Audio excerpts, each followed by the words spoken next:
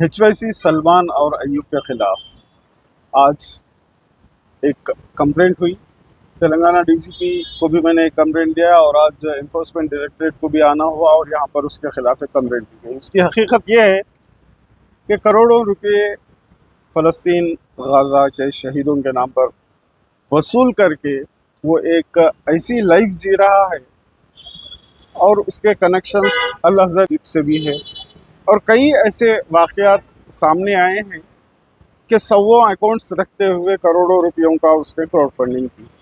उसकी कोई अकाउंटेबिलिटी नहीं है और उसकी कोई ट्रांसपेरेंसी नहीं है। अब तक उसके ऊपर 25 से ज़्यादा FIRs हो चुके हैं तेलंगाना स्टेट में, लेकिन तेलंगाना स्टेट पुलिस अब तक खामोश है और उसके खिलाफ कोई कार्रवाई नहीं की। एक बार उसको PD एक्ट में भेजा गया लेकिन वो फिर वापस आ गया। रिसेंटली उसके बैंक अकाउंट्स फ्रीज भी हुए थे।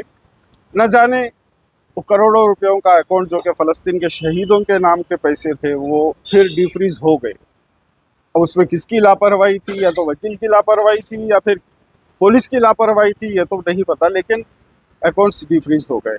अब हम इन्फोर्समेंट डायरेक्टरेट को आने का मकसद सिर्फ यही है कि यहाँ पे मनी लॉन्ड्रिंग हुई है।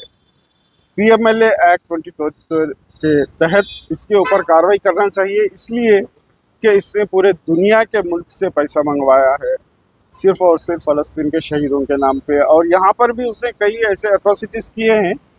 कई लोगों के इमोशनल वीडियोस बनाकर दुनिया भर के मुसलमानों को बेवकूफ़ बनाकर उसने करोड़ों रुपयों की फंडिंग मंगवाई। अब वो फंडिंग से उसने इलेक्शंस और कुछ प्रॉपर्टीज़ भी ख़रीदा है और न जाने क्या क्या किया है। अब उसकी प्रॉपर्टीज़ जो भी निकालना है अब वो इन्फोर्समेंट डायरेक्टरेट ही निकाल सकते हैं। और हमको ये भी शक है कि वो इंडियन इकोनॉमी के लिए बहुत बड़ा थ्रेट है।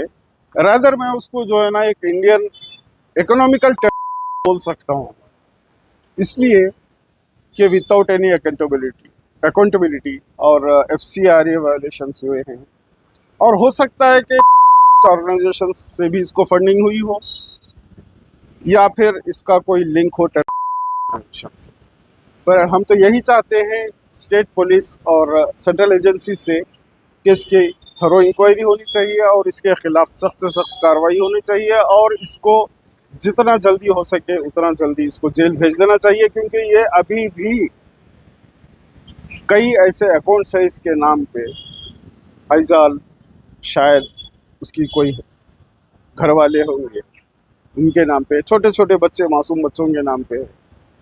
तो ये अभी भी ऐसा कंटिन्यू कर सकता है और लोगों को धोखा दे सकता है।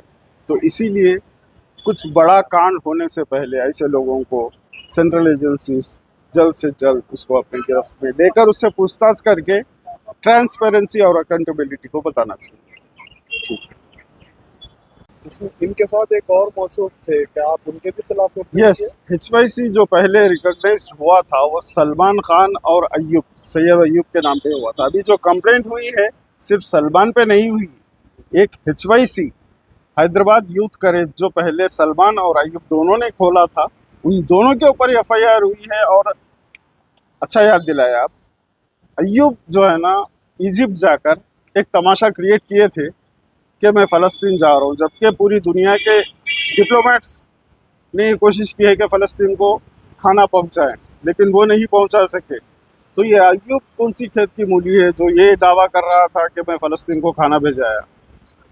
तो बहरहाल ये जो कंप्लेंट हुई है तेलंगाना DGP को और इन्फोर्समेंट डायरेक्टरेट को और कई सेंट्रल एजेंसीज को, ये सलमान और अय्यूब दोनों के ऊपर हुई।